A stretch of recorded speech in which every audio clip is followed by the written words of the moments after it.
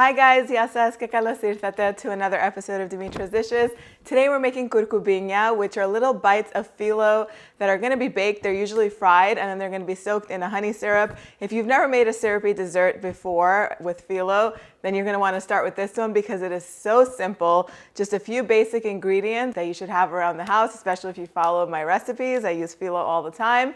It comes together in just a little bit of time. You could prepare it, freeze it, and then bake it off when your guests arrive. So simple and easy, like I said before. I had these for the first time ever in Greece this summer. I didn't even know that this dessert existed.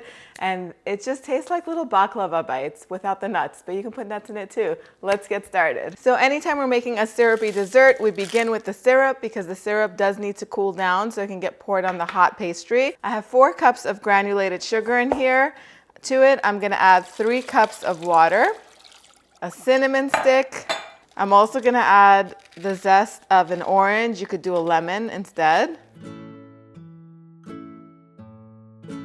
The easiest way to remove the zest is with a good peeler.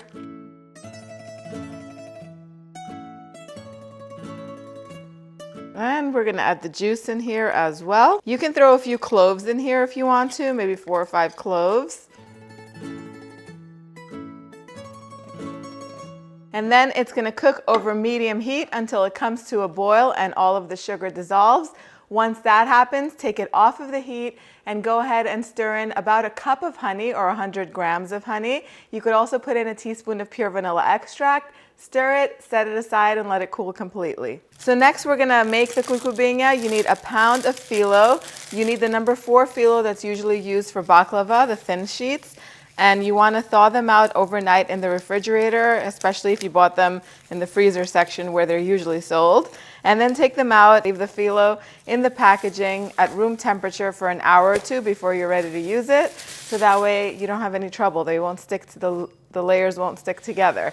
Then you're going to want to get your work area ready. You need some water and melted butter. This is 2 sticks or about 250 grams of unsalted butter that I've just melted. And that's all you need. If you want to fill these with something, of course you can use some ground nuts, whatever your favorite nuts are, with a little bit of cinnamon in them. That would be really nice. So we're going to begin by brushing some water around the edges of the phyllo. This is going to help it stick together so that way they don't open when they're baking.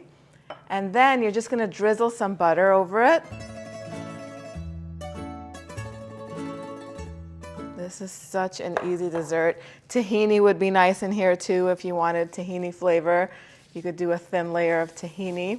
Put 1 more layer on top. Drizzle some more butter. And then you're just going to roll it up.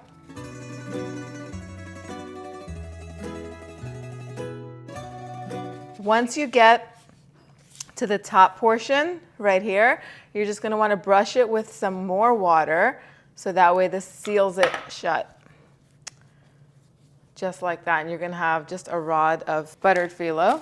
Now, I like to use 2 quarter sheet baking pans because this makes a really big batch. If you're making them all at once for a crowd, then you can put it in a 9 by 13 inch baking pan. That will work. But I'm going to freeze some and bake some. And I like to put them seam side down. And you just keep doing that until you run out of the phyllo layers. Get the kids involved. This is such an easy dessert. If you've never worked with phyllo before and you want to make a dessert like a beginner's dessert, this is the perfect one. So basic and easy, yet it's just so delicious.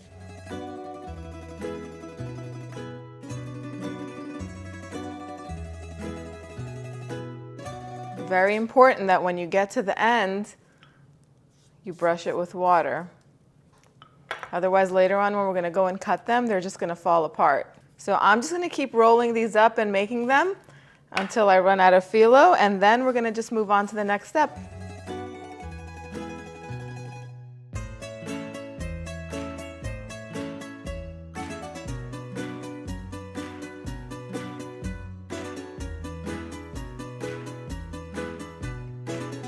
Okay, so now the next step is to chill these for a little bit before we cut them, because if we would go in and cut them right now, they'd kind of get squished and out of shape because you need them to be in little small bite-sized pieces.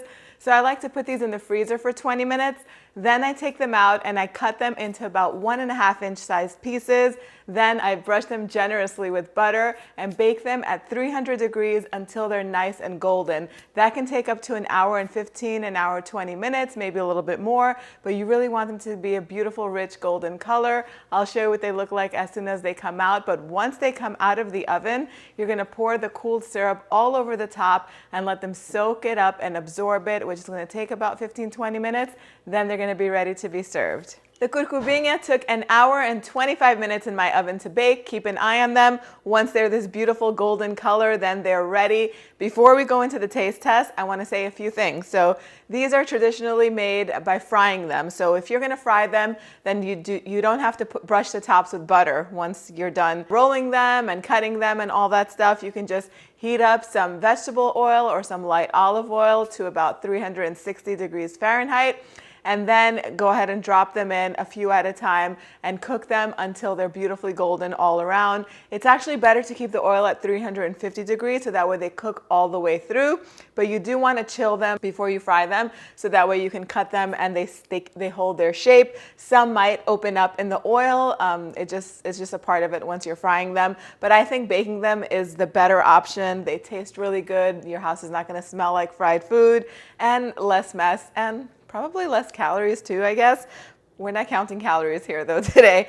Anyway, I said I was gonna bake one tray and freeze another one, but I'm going to my friend's house for tea and I'm gonna bring half of these over there for her and her family. So I did go ahead and bake both trays, but you can assemble them just the way we did, cut them up, brush them with butter, and then chill them in the freezer until you're ready to use them. Once they're nice and chilled, make sure that you wrap the trays with plastic wrap so that way they don't absorb those freezer odors. You don't want any of that in your dessert. And then you can bake them frozen straight out of the freezer, again, until they're nice and golden. And you do want to bake them at that lower temperature so that way they stay crispy all the way through. It's going to take longer, but it's worth it. If you bake them at a higher temperature, what happens is they get overly brown on the outside, and the inside is not going to be cooked through, so keep that in mind. But also, one more thing that you want to keep in mind, you want to make sure that the syrup is nice and cool so that way it goes over the hot pastry and absorbs right and doesn't crystallize and they stay crunchy and all of that fun stuff. It takes a few minutes for the syrup to absorb, but in the meantime you can just make some coffee and call some friends over. We solve problems here. Anyway, it's time for the taste test, and I think I'll take this one.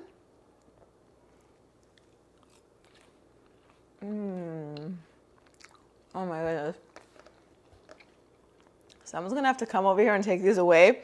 First of all, they're bite-sized. You just pop them in your mouth and they are addictive. Crunchy, flaky, sweet, sticky, all the good stuff. I need myself a cup of Greek coffee to wash all this sweetness down. Sprinkle some ground cinnamon on top. You can also sprinkle some cinnamon seeds, walnuts. There are so many ways to serve these.